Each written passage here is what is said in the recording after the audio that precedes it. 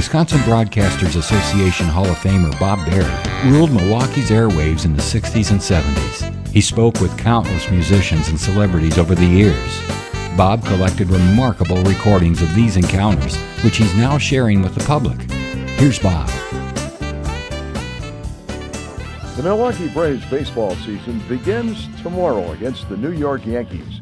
And I thought it'd be fitting to put together a podcast that would involve Baseball Hall of Fame player Joe Torre, who played for the Milwaukee Braves for 9 seasons and later managed the Yankees. And in my opinion, the all-time best baseball announcer ever, Bob Uecker.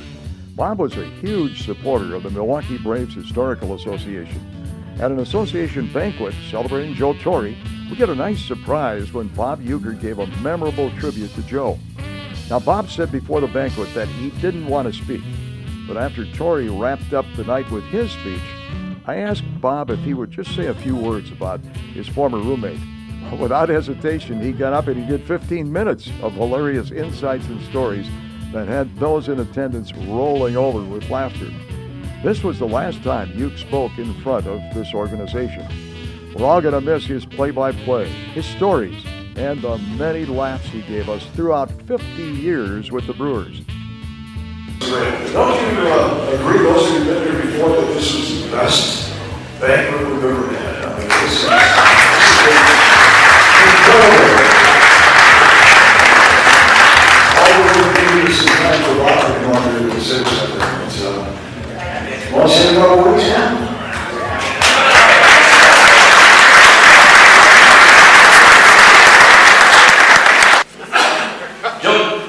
We do have a lot in common, and we've been friends for a long, long, long time. You talked earlier about tugging on Bruce's sport coat.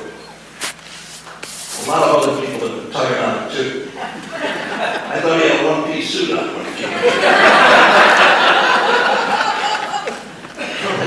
Nice. Joe and I were both with the Braves. And a lot of fun has been made. Let me say this. I didn't want to play. That's why Joe played. I figured, you know what? I'm making $4,500 a year, which was $3,000 below the minimum.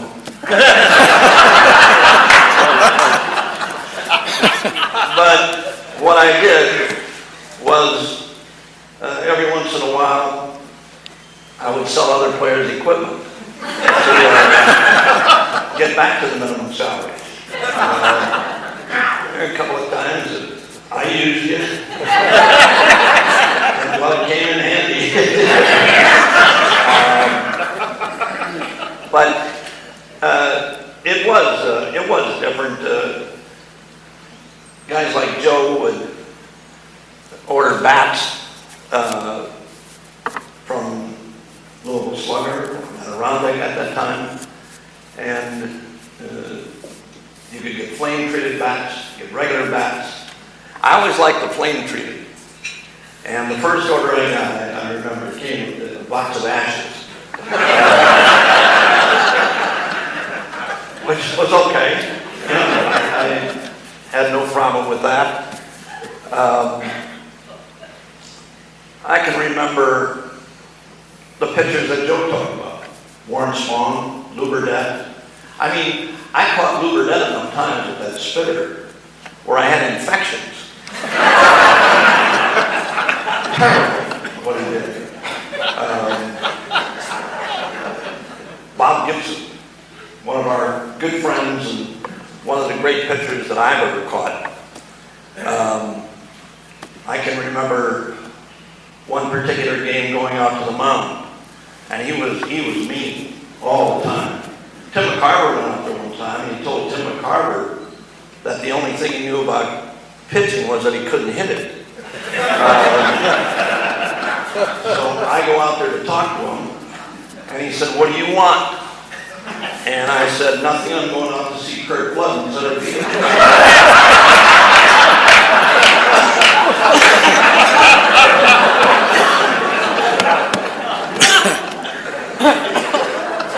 I I remember, and Joe's been there, a World Series, 1964, the St. Louis Cardinals. And I remember Bing Devine, the general manager of the Cardinals, called me into the office right before the series and told me there was an area where he thought I could really help the club. And you fight for a pennant all year long. There was no playoffs then. It's the Nationals against the American League. And I said, I'm game for anything. And Bing said, we'd like to inject you with hepatitis.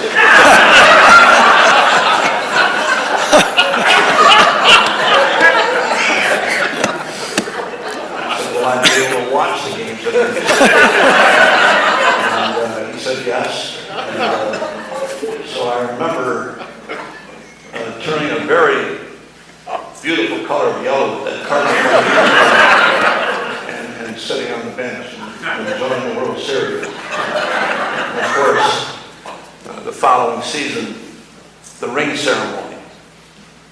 Everybody wants to wear a World Series. Howie Bedell talked about it. And I can remember that night. You've been there too, Joe. Players standing at home plate and getting your rings. And when they threw mine in the left field, I found it in the fifth inning. Completely different than everybody else. A beautiful picture of Roy Rogers.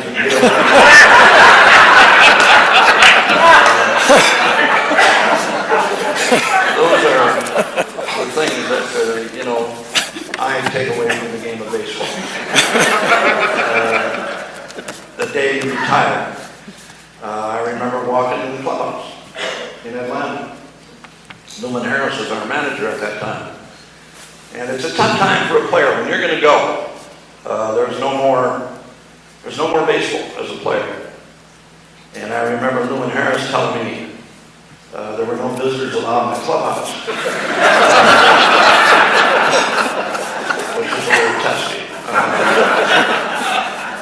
But all those great times in the game, to be, Joe talked about Lou Burdett hollering out to Orlando Cepeda.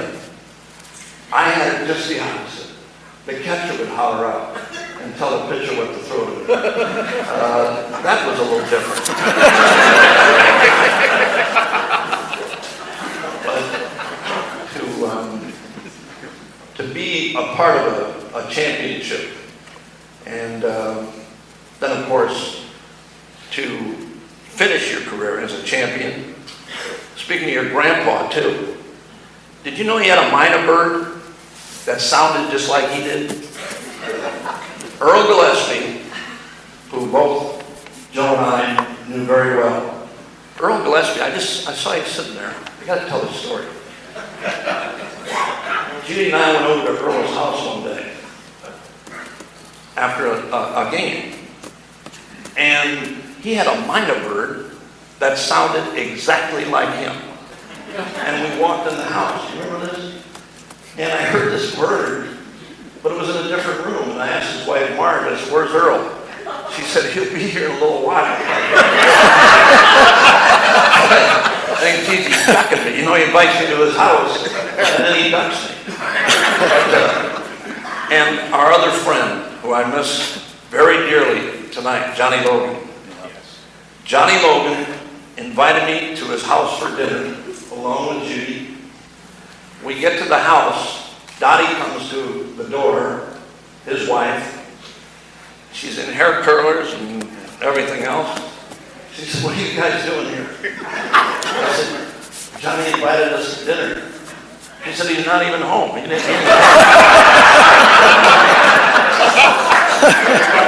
no big deal. That was pretty much the norm for Johnny. He was another great friend, a guy that we all miss terribly. The last couple of years weren't all that great, but he never failed to come to the ballpark. He was there all the time. Eddie, I roomed with your dad for one season. and he would never let me in the room. I was a surprise. Yeah, I didn't have a key, nothing. I had a room number, but no room.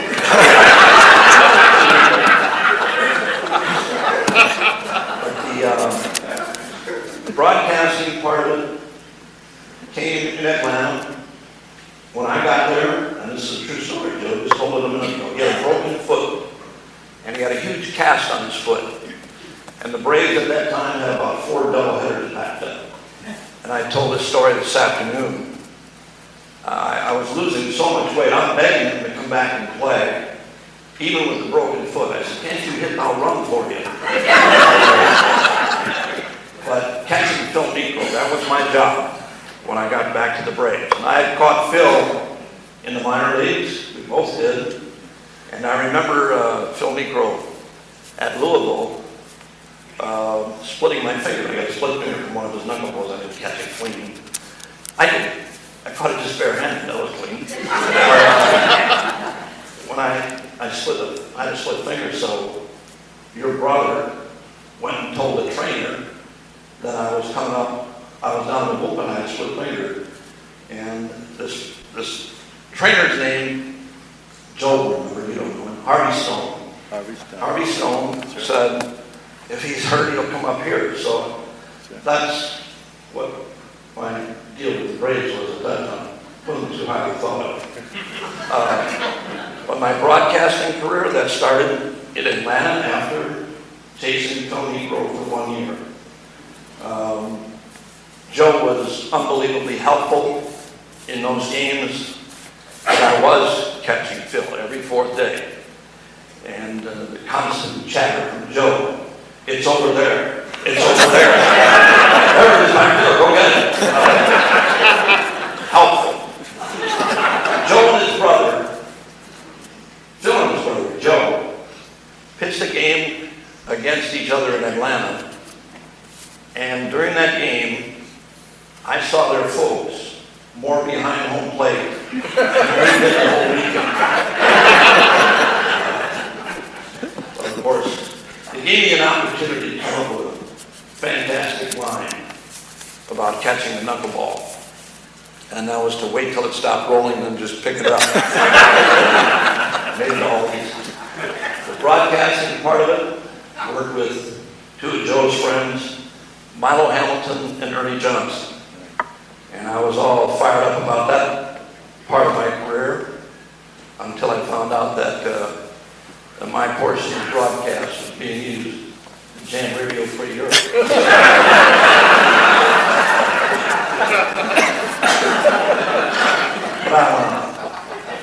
And had a great time. I've had a great time doing everything, all of it. I don't care what it is. I've enjoyed it all. I've had a great time.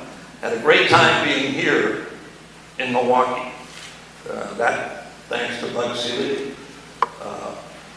Buddy might have been maybe the worst athlete I've ever seen in my life. Absolutely no talent at all. But he does as a commissioner. He's the best. He really is. To be here, to be able to be here and do a job like I have, and to be part of Buddy Lee's great organization here. It's always a fun deal. Always love to be here with you guys and women, gals, girls, daughters.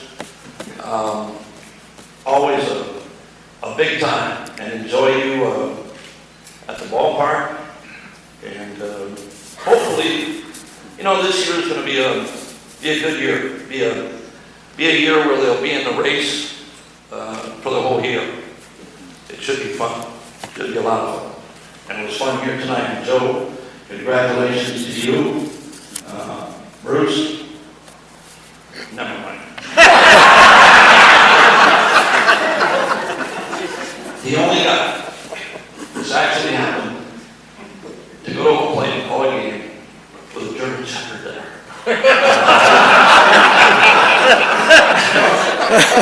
I'll tell one story about one of his, who's a little umpire we had a long time ago? Jocko? No, little guy, smaller than that. Jocko? Jocko Conlon. His first game, I ever played with him behind the plate. Bruce, I told you this story a long time ago. And it's a true story. He called a pitch on me. This was my first time up. He called a pitch on me that I thought it was a bad pitch. And I didn't get loud or anything else. I just stepped out. I said, I didn't think that was a strike. He said, the next one is 2. Anyway,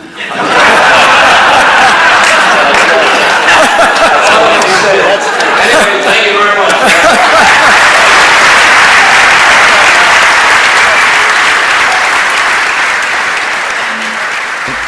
My baptism as a play-by-play guy by myself came at Yankee Stadium in New York, an old Yankee Stadium. In the 5th inning, they said, here's Bob for the 5th, and they got up and left.